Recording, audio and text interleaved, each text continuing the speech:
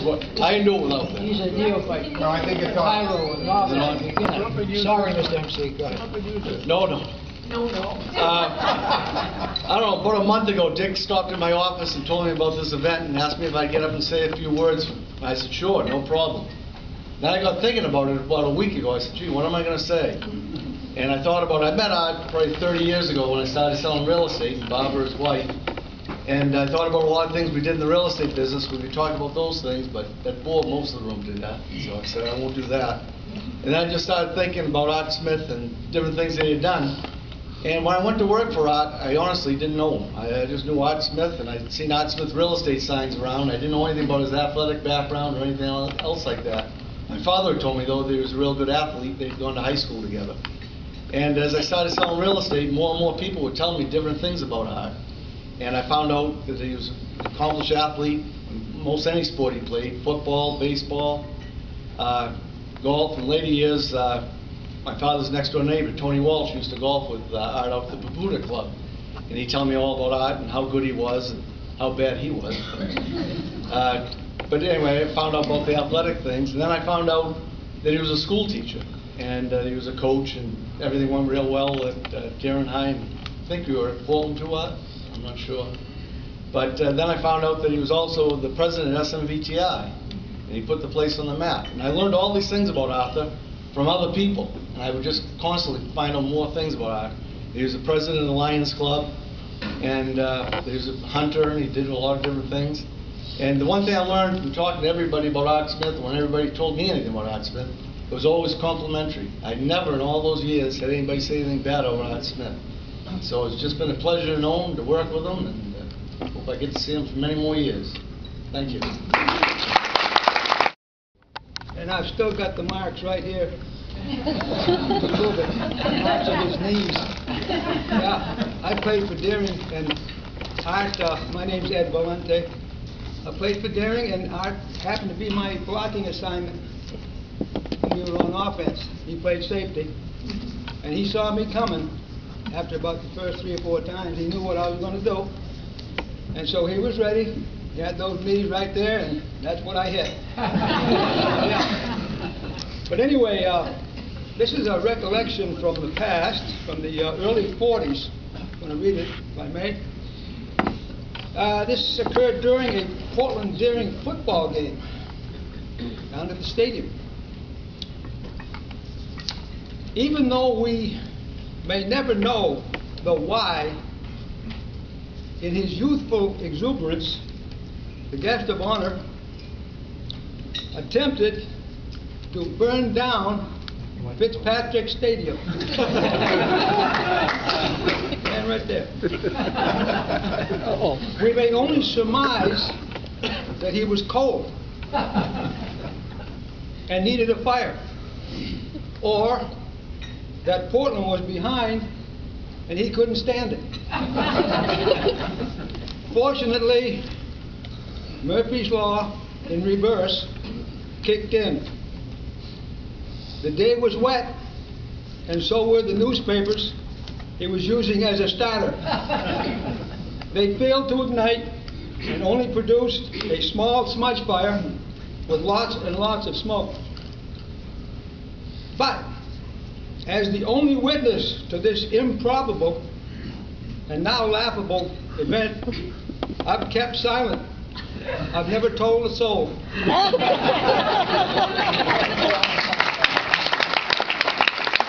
was a witness to that because I was collecting bottles underneath it, and I'm the only other witness, right, Ed?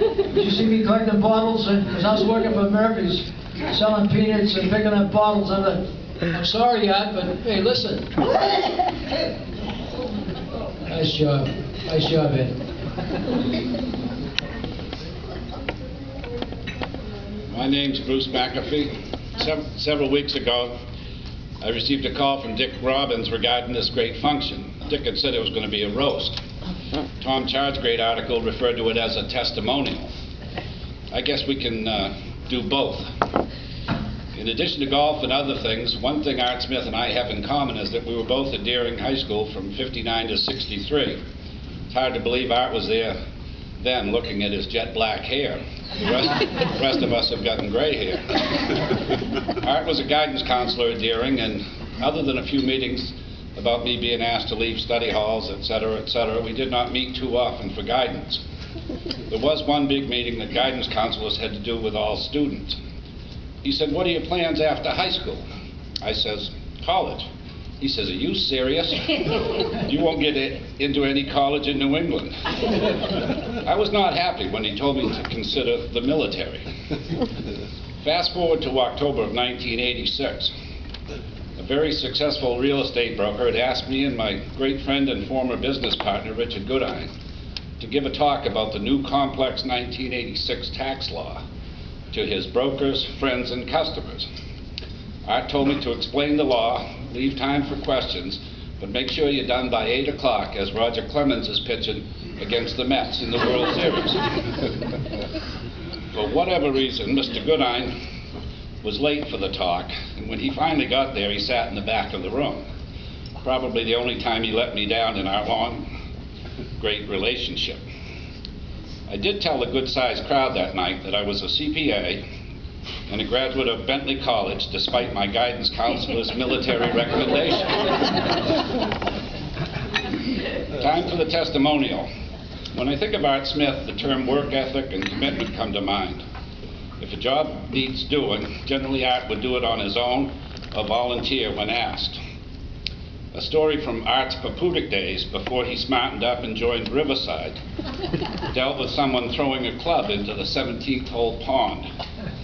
I would not have rewarded such a stupid move by disrobing and retrieving the club. Not Art. I don't know, nor do I want to know, what Art wore into the pond, infested with God knows what.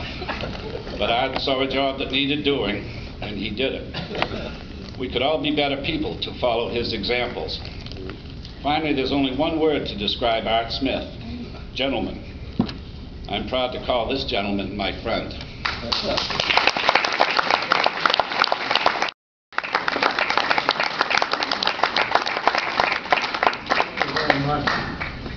come back with a sore throat.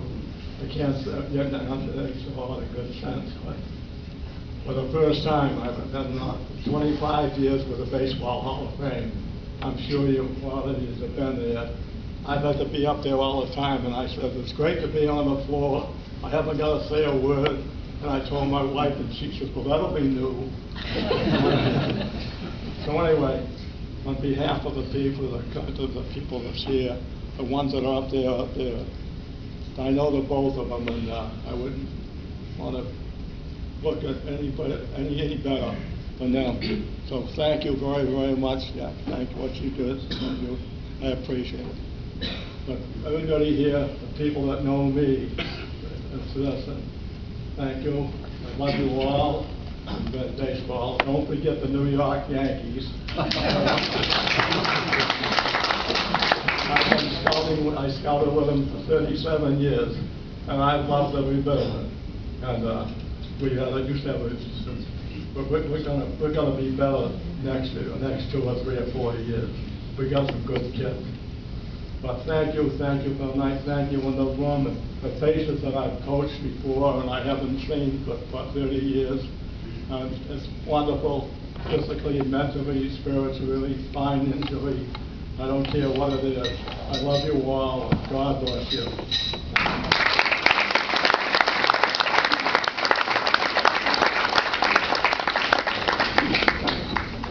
Art, Jack, ladies and gentlemen, if you don't know who that gentleman was, Sonny Noel is the general chairman of the Maine Baseball Hall of Fame and has been so for at least 25 years. Art Smith is, as is Jack Dawson, a proud member of that organization. It may be the largest sports organization in terms of the induction banquet that we have every year, and Sonny Noel is responsible in large part for its growth and its organization and its prestige among the Maine sports community. Art Smith, congratulations on this well-deserved tribute to your career and service to the Maine sports community. As a 1985 inductee, you've been a loyal friend and supporter of the Maine Baseball Hall of Fame for a long time. Your veteran presence on the selection committee has provided wisdom and judgment and that invaluable institutional memory that allows the committee to gauge whether a particular candidate could hit like Merv Kilgore or pitch like Jabba Joyce. But beyond that, Art, your ongoing contributions make you a part of the richly woven tapestry that is the Maine sports community. You, like many others who have competed before and after you on the baseball diamonds and football gridirons of this state, keep fresh and alive those mystic chords of memory that unify and strengthen the ties that bind Maine sports fans across the generations. Many of you know Jim Beaudry, who was inducted into the Maine Sports Legends, another sports organization, a couple of weeks ago. Jim is a Portland native son as well. And Jim's induction a couple of weeks ago prompted him to borrow a quote from the poet Edwin Markham to exemplify his philosophy of contributing to the common good through sports. And I think it's fitting to repeat it here in recognition of Art's contributions. There is a destiny that makes us brothers. None goes his own way alone. All that we have sent into the lives of others comes back into our own. On behalf of the Maine Baseball Hall of Fame, Art, thank you for all that you have sent into the lives of others. Congratulations.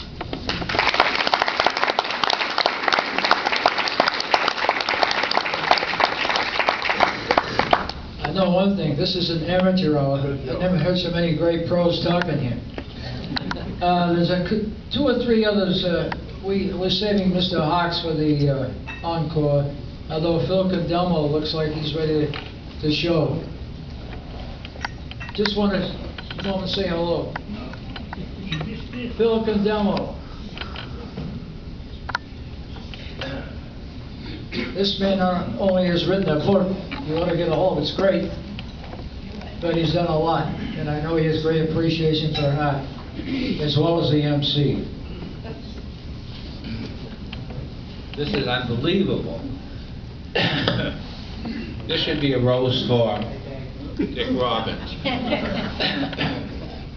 I was in the 4th grade when he was in the senior high. I didn't see him play golf, football, baseball, or anything else, including fishing and hunting. I told him I really don't know that much about Art, other than to say he's one hell of a good guy. Thank you.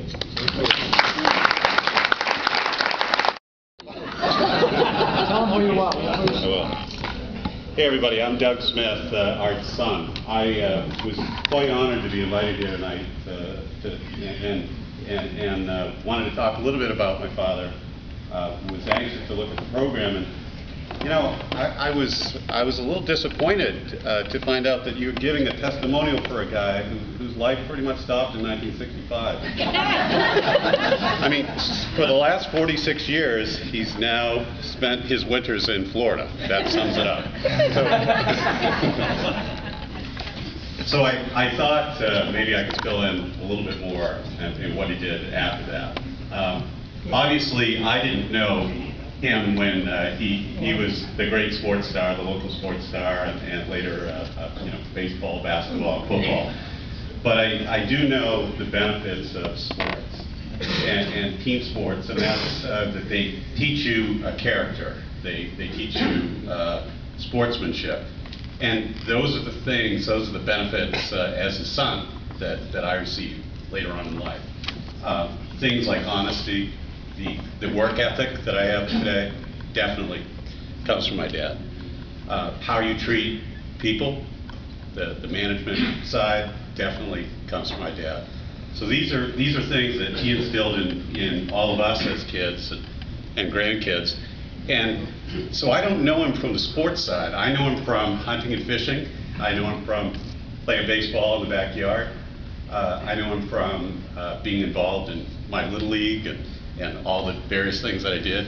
I know him from playing golf, you know, endlessly. And The guy never makes a mistake. He's just consistent. I'm trying to kill the ball every time. He's right down the middle. And that's pretty much sums up his life. Every time, it's right down the middle. So just very honored to be here today and recognize my dad for all that he's done. One of the other things that I wanted to mention was what a dedication to community service. One thing that he taught me was it's not enough to take. You have to give something back. You have to help those that are less fortunate. How many years in the Lions Club? 50. 50 years dedicated to the Lions Club, helping people.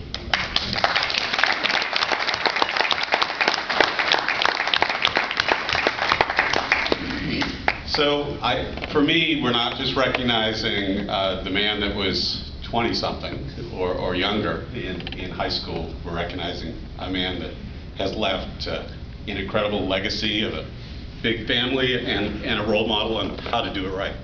Thank you.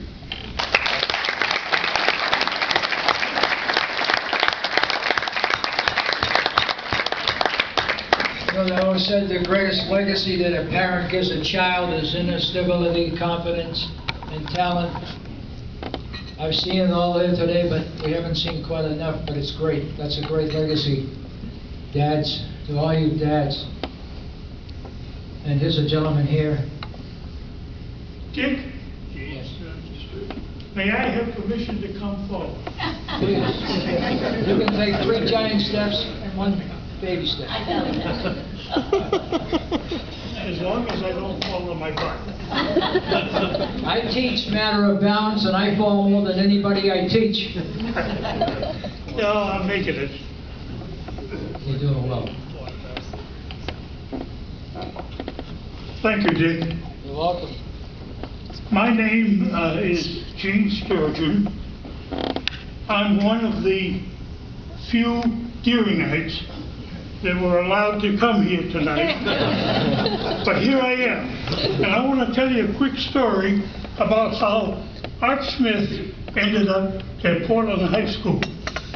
When he was at Lincoln Junior, a group of the kids got together and said, we can make sure he goes to Deering. How do you do that? We'll teach him the words to the Deering fight song. You know how it goes. Be loyal to the purple, be loyal to the white, and so on. And so they did. And they got him ready for the school assembly, where he was going to be on the microphone before the audience singing the Deering song, and a sure bet to go to Deering. Well, they worked and worked, but they had 2 problems. One, Art had a lot of trouble remembering words over a period of time.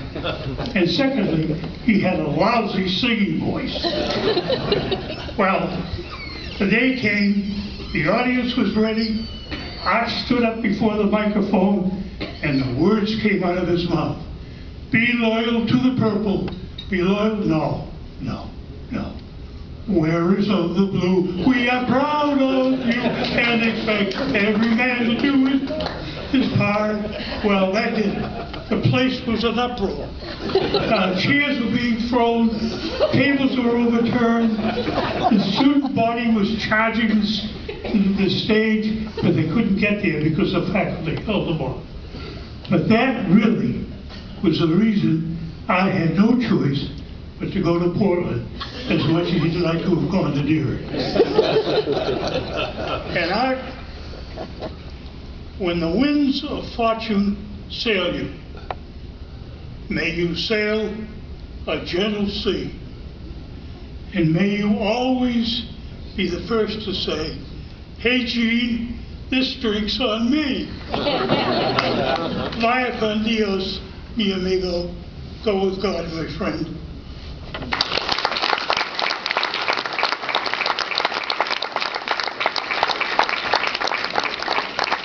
Feels as well as Gene from the top of the deck. The guy he believes, like a lot of us, he taught me a lot. I got about 29, 30 role models in this building, along with great acquaintances and friends. But capacity, empathy, and loyalty to talk to this fellow on the phone, It was fabulous, but everyone I talked to, I couldn't believe how positive. I thought I was going to have a problem. No problem. Matter of fact, they wanted to send the money through the phone. I says, I don't have that kind of a machine going.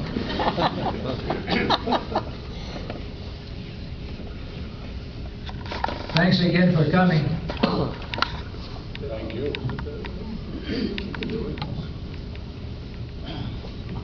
My wife says I have the same problem, Artie. I can't remember and I can't sing. But my name is John Switzer, and Artie and I sort of grew up in the same neighborhood. I was from the south side, he was from the north side on Washburn Avenue, and I lived where the ice arena is now, where the greenhouses were attached right next to the Expo, if you remember. So, unbeknownst to me, before I knew Artie, I guess we were both little stadium rats running around the Expo and the Oaks and the stadium during our youth, and fond memories. And I remember a lot of, Bat Boy for Andrews post with Sonny way back 100 years ago.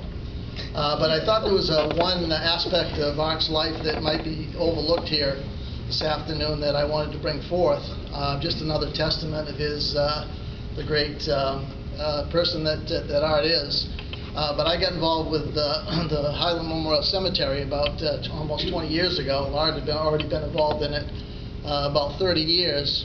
And at the time, when Art first got involved, it was in disrepair, was not being taken care of, no maintenance. The records were a mess. It was in financial trouble.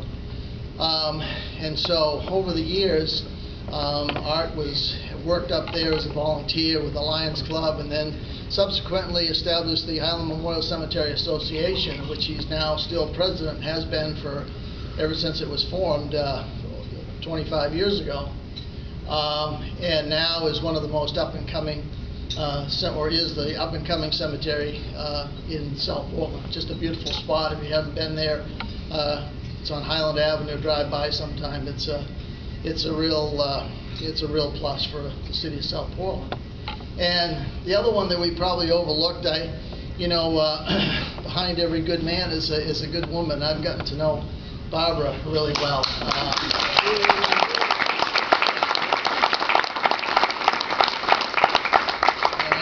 I know from my background that I couldn't do it without my wife, and Art often speaks about the great support he gets from Barbara, and we sure appreciate it. She's a member of the cemetery board as well, the secretary, and between the two of them, it's great. And I've always learned that if you want to be a great tennis player, you ought to play with somebody better than you. If you want to be a good leader and you want to learn what service is all about, you ought to associate yourself with people who do that kind of thing. And I've considered Art a mentor all these years, and appreciate the example that he sets, because he is a doer and he gets things done. And I appreciate it, Art. I hope that we'll have many more years to serve together. Thanks for all of it. Appreciate it.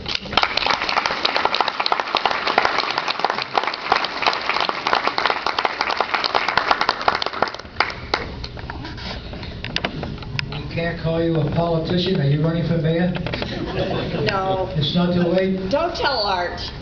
I won't tell him. Okay. I'll never squeal.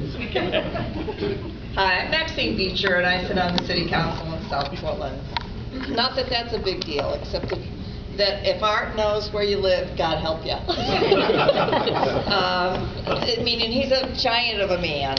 And I live out in the countryside of South Portland, and when I see this little car come whipping in the yard, he drives fast, by the way. I want you to know that. And I look out and I think, oh, and there's this giant of a man who's getting out of this little tiny car, and he's heading for my door, and this, you'll all really get into this.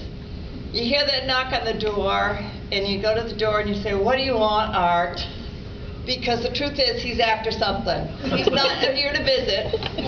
No. He either needs a signature. I think the last time he arrived, he said, you don't know a trumpet player, do you? So we got this flag ceremony, and we kind of need a trumpet player for taps. I mean, the truth is, and I'm going to talk about one other thing that he's really, really good at. The city of South Portland owes him tremendous amounts of thanks. He sits on the Lions Club, and because I do a lot of substance abuse work, the Lions Club is, you always are knocking on their door, and you can count on Art to support whatever it is that's a good cause, and particularly if there's a kid involved. He's always there, and he's more than willing. But I have to tell you, for all of you who brought your wallet today, make sure it's in your front pocket and that you're holding it down, because Art's also a hell of a fundraiser. And he remembers everybody's name, and he'll be knocking on your door for whatever his latest project is. So I would just say to you, certainly the city owes him a tremendous amount of thanks. I mean, and the Lions Club does scholarships and general work, and certainly that cemetery is a real testament to his whole world, his whole life. But watch where your wallet is, because he's after it. He's not gone, folks. So just a little heads up. Thank you.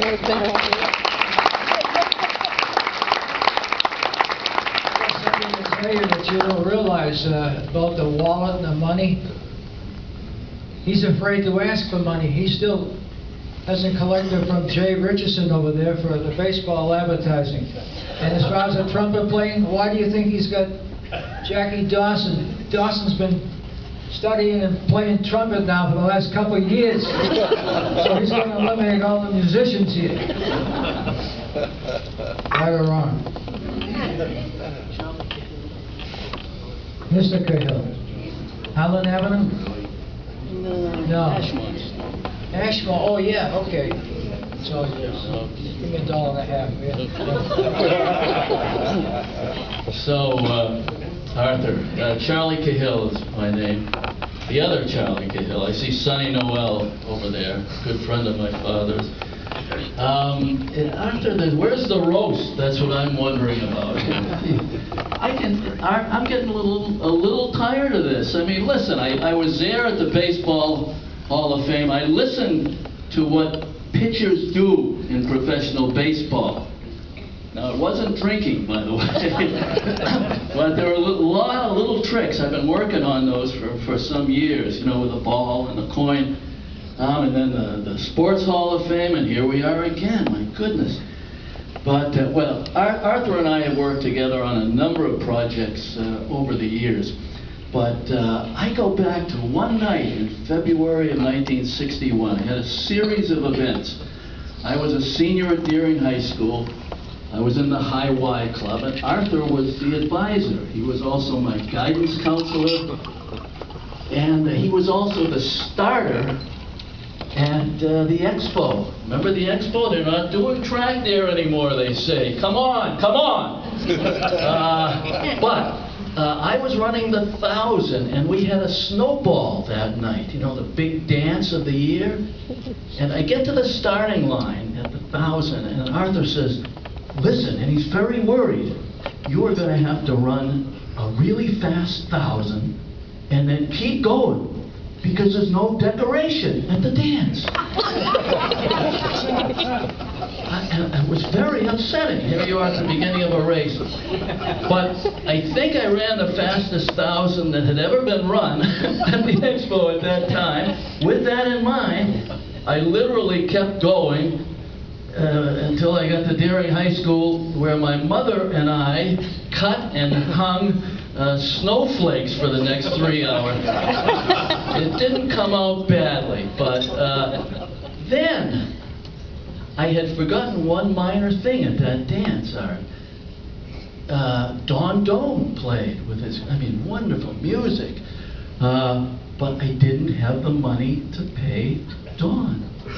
Now, I didn't realize at that time, I have a daughter who's a musician now. I didn't realize the musicians get paid that night. Right? So I asked, Art, what I could do. Maybe I could give him a check.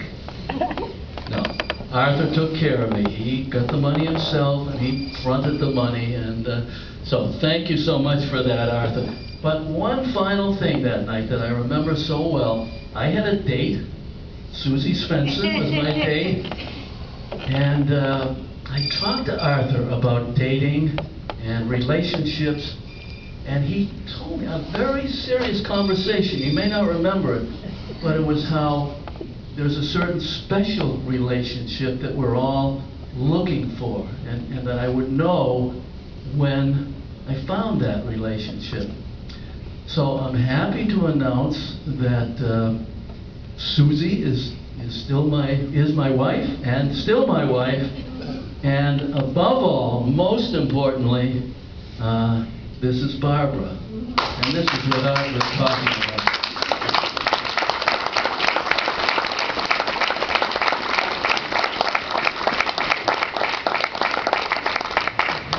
This guy needs an agent. You hear me?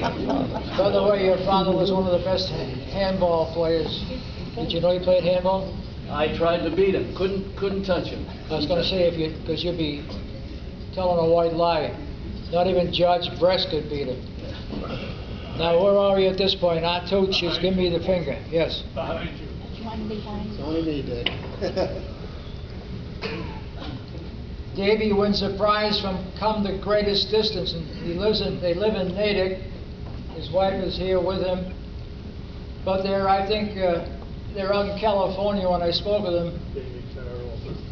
And they had to be here. And this gentleman is from Natick. Thank you, Dick. One of the finest kind. Go get him. By the way, one thing. Eddie Valenti did give him a little roast. We own at this country. Thanks. My name's Dave Farrell, and I first met Art when we were freshmen at Portland High School. That was back in 1944, and so I was with him for the 4 years in high school. So I knew a few stories, but seeing I'm limited to 3 minutes here, I'll try to pick the best one. And let me just say that our class knew that we had a special person in Art, and he turned out to be exactly that. And the story I'll pick out is the one that happened one day as we're going between classes, and the hallway was pretty filled with classmates, and this young shy girl came up to him, and she had her